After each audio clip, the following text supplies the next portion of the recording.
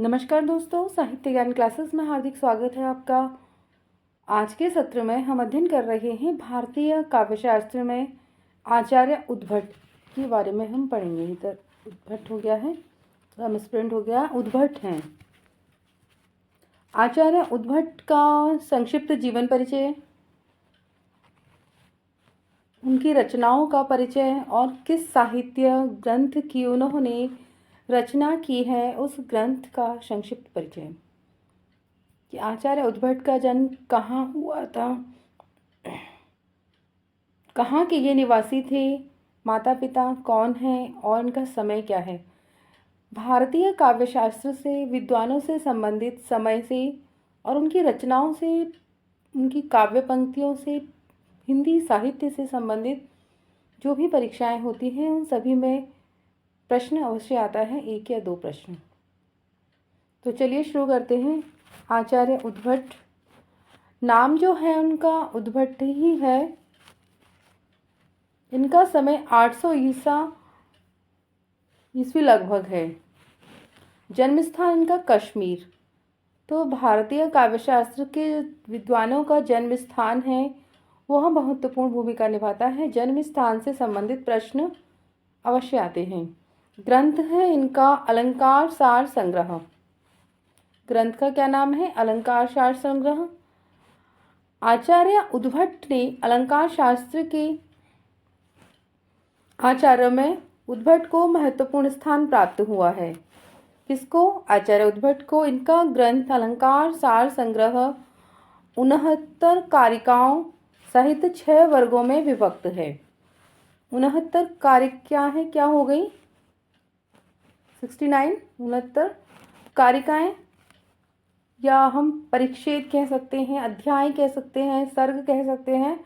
तो उन सभी में यह विभक्त है, 6 वर्गों में विभक्त है, यानी 6 उसके वर्ग हैं। 69 कारिकाओं यानी 69 सर्ग, अध्याय या कुछ प्रकाश कह लो, 69 में और 6 वर्ग में विभाजित किया गया है।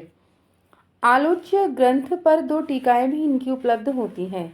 आलोचनात्मक ग्रंथ पर उनकी 2 टीकाएं भी उपलब्ध हैं। और वो टीका कौन कौन सी हैं? प्रतिहारेंदु राज कृति अलंकार सार संग्रह लघुवृत्ति, दूसरी है राजानक तिलक कृत उद्भट विवेक। राजानक तिलक की रचना है और उद्भट विवेक इनकी, ये दोनों इनकी टीकाएं हैं।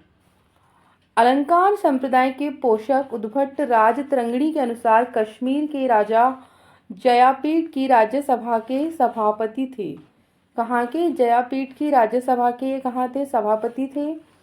और अलंकार संप्रदाय में उद्भट है राजतरंगिणी रचना है जो उसके अनुसार इनका परिचय दिया गया है। भामह के काव्यालंकार पर भामह वृत्ति नामक टीका इनकी अत्यंत प्रसिद्ध है। आचार्य भामह की जो रचना है काव्यालंकार, उस रचना पर इन्होंने भामह वृत्त नाम से टीका लिखी है। प्रश्न बनता है कि आचार्य भामह की रचना काव्यालंकार पर किस विद्वान ने टीका लिखी है? तो भामह वृत्त नाम की टीका आचार्य उद्भट ने लिखी है। यह भामह के काव्यालंकार का एक प्रकार से सार है, यानी जो भामह की रचना है काव्यालंकार उसका यह सार है, यानी संक्षिप्त उसका रूप है, सार है। इसे अलंकार सार संग्रह अथवा भामह विवरण के नाम से भी जाना जाता है। किसको? अलंकार काव्यालंकार पर भामह वृत्ति की जो टीका इन्होंने लिखी है इसको अलंकार सार संग्रह अथवा भामह विवरण के नाम से भी जाना जाता है। भामह विवरण के अतिरिक्त इनकी 2 अन्य रचनाएं हैं।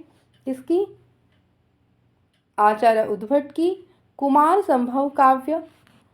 कुमार संभव काव्य में इन्होंने कालिदास की कुमार संभव, जो कालिदास की रचना है कुमार संभव की भांति यह रचना अलंकार विषयक उदाहरणों से युक्त है। और दूसरी है अलंकार संग्रह। उद्भट की प्रसिद्धि का आधार उपलब्ध रचना अलंकार सार संग्रह है, यानी ये रचना इनकी कुमार संभव काव्य रचना उपलब्ध नहीं है और उपलब्ध रचना है जो अलंकार सार संग्रह है।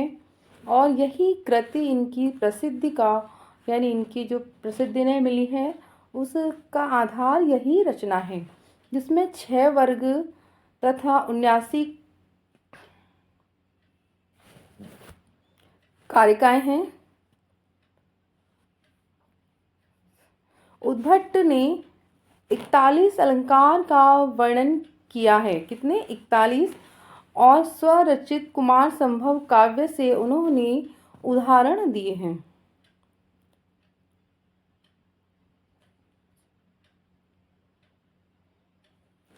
अर्थभेद से शब्दभेद की कल्पना इनकी प्रमुख देन है। अर्थभेदेन तावक्षता विधन्यते इति भट्टोद्भष्टस्य सिद्धांत। प्रतिहारेंदुराज ने इनके बारे में यह कहा है। उद्भट ने नाट्य में भारतीय कौशिकी, सावंती तथा आर्यभट्टी से भिन्न अर्थवृत्ति की कल्पना की है। आचार्य उद्भट का भारतीय अलंकार शास्त्र पर गहन प्रभाव पड़ा है।